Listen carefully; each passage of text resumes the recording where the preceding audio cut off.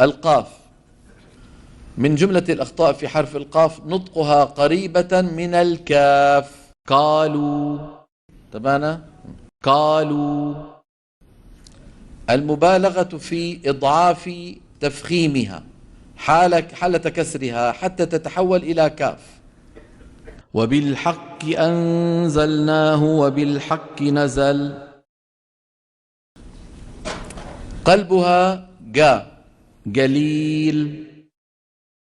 هذا موجود إخواننا بحضرموت الله يهديهم ويصلحهم، يعني يقرؤون هكذا ويصرون عليه. نبهتهم بس ما عم يرضوا يغيروا. في ليلة الغدر، هذه إخواننا بقالب السودان خلطوا صوتها بالغين. في ليلة الغدر. همسها هذا موجود، همس القاف هذا شو معنات موجود؟ يعني مسموع من إخواننا في عصرنا لكنه ما صحيح. انتبهنا كيف؟ القاف العربية يا إخواني مجهورة، قا قا، وليس، اسمعني، وليس قا قا. سمعانين الهمس؟ قا، هذا ما بصح. من كان معتاد أن ينطق القاف هكذا بالتدريب يستطيع أن يتخلص من هذا الأمر. قا، قالوا، يقولون، ليس قا. نعم. أخطاء الكاف: المبالغة في همسها وهي متحركة.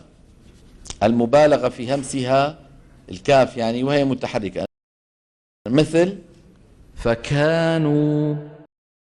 اسمع، فكانوا.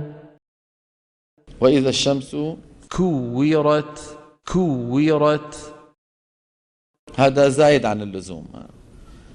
المقابل بقى له ترك همسها وخاصة عند سكونها، مثل ايش؟ مثلا بيقول لك ورفعنا لك ذكرك. اسمع، ذكرك، شو بتلاقيها؟ مبتورة. سماها ابن الجزري في النشر الكاف الصماء. الصماء يعني لي من الصمم، كأنه ما لها صوت يعني. يكتبون. اسمع، يكتبون، المفروض يقول يكتبون.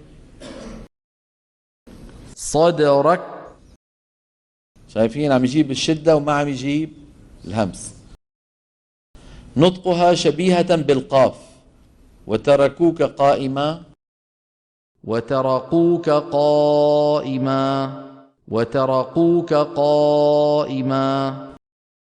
وإذا السماء، وإذا السماء قشطت، شو صارت؟ كأنه ايه؟ قاف.